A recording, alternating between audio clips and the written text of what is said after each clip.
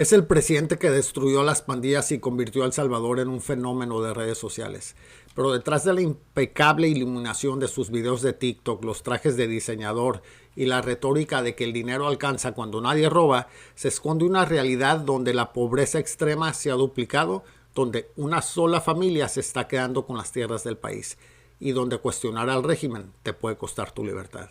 Hoy vamos a desglosar con pruebas la historia que el clan Bukele no quiere que veas. Empecemos con su más popular logro, la guerra contra la Mara y el barrio 18.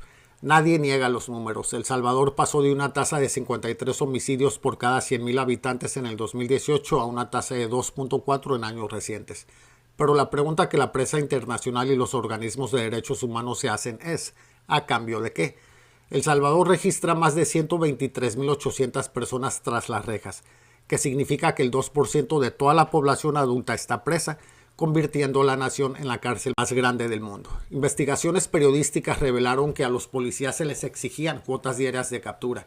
Si no arrestaban a 3 o 4 personas al día, eran sancionados. Y el resultado, redadas masivas a ciegas. El propio gobierno de Bukele tuvo que admitir que al menos 8,000 personas encarceladas eran completamente inocentes. Organizaciones de derechos humanos estiman que la cifra real es muchísimo mayor. Y lo peor, bajo este régimen legal te detienen sin derecho a un abogado, sin que te digan de qué te acusan, y los juicios son colectivos donde un juez condena hasta 500 personas al mismo tiempo sin ni siquiera mirar sus nombres.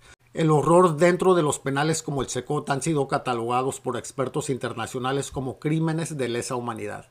Organizaciones jurídico-humanitarias confirman que al menos 500 personas han muerto bajo la custodia del Estado y la gran mayoría sin haber recibido nunca una condena o un juicio justo.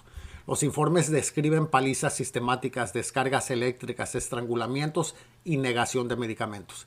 Y la parte más oscura del plan, el régimen descubrió que esta maquinaria de terror judicial sirve para más que asustar a las maras, sirve para silenciar a la oposición.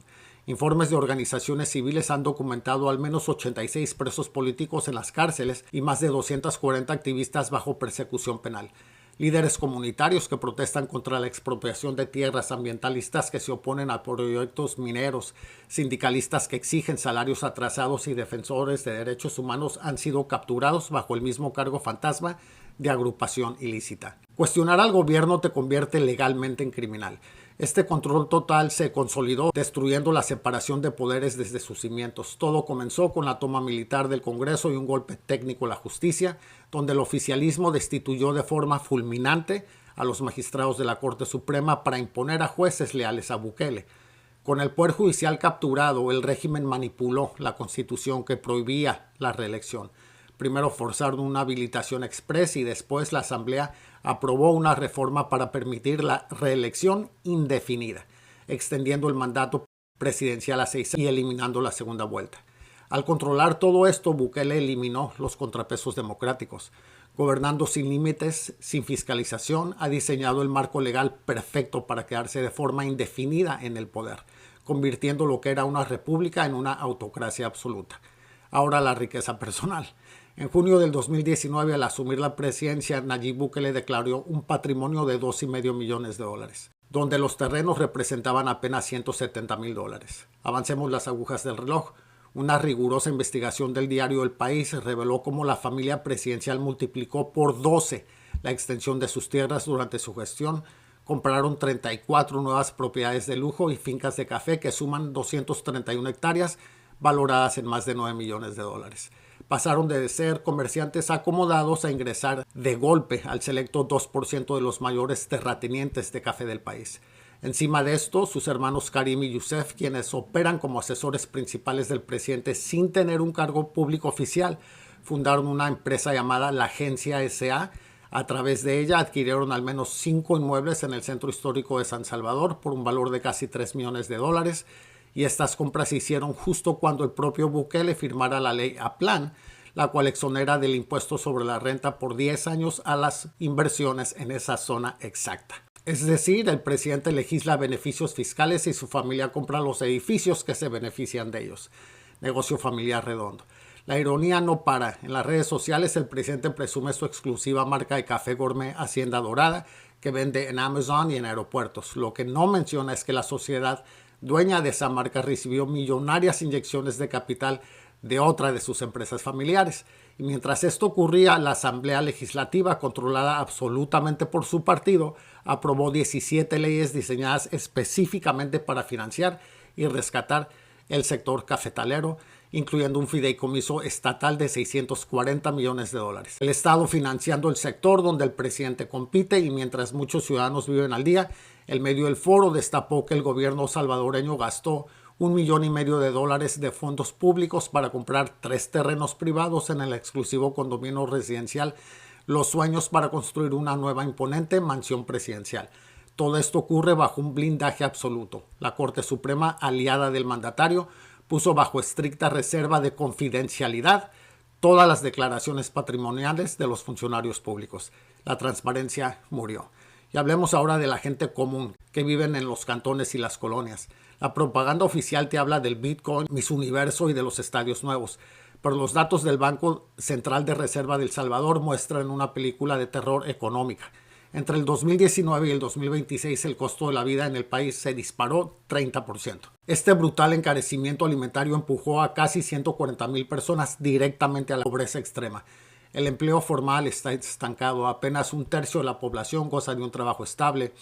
De hecho, para inicios del 2026, el 66% de los hogares salvadoreños subsisten gracias al subempleo y la informalidad. Las remesas familiares que envían los migrantes de Estados Unidos ya rozan los $10,000 millones anuales y representan el 25% del PIB. Según la última encuesta de la Universidad Centroamericana, 9 de cada 10 salvadoreños afirman que la economía familiar empeoró o se mantuvo igual de estancada, y el 45% señala que el desempleo y el costo de vida son las peores crisis del país. Porque si todo es tan grave, nadie protesta masivamente. Porque el miedo cambió de bando, pero no desapareció. El régimen de excepción, que era para capturar pandilleros, se convirtió en una herramienta de control político total. Cualquiera que critique la gestión económica o denuncie corrupción es catalogado inmediatamente como defensor de terroristas o criminal. La persecución a la prensa independiente ha escalado a niveles de dictadura clásica. Periodistas han sufrido allanamientos en sus hogares sin órdenes judiciales para confiscar sus computadoras. Peor aún, la Asamblea aprobó leyes que facultan al gobierno a exigir la eliminación de cualquier contenido de Internet que ellos consideren información inexacta. Es censura legalizada. Implementaron espionaje sistemático contra activistas civiles. Quitarle el control territorial a las pandillas era una obligación moral con el pueblo y un logro innegable, pero la fachada se está agrietando.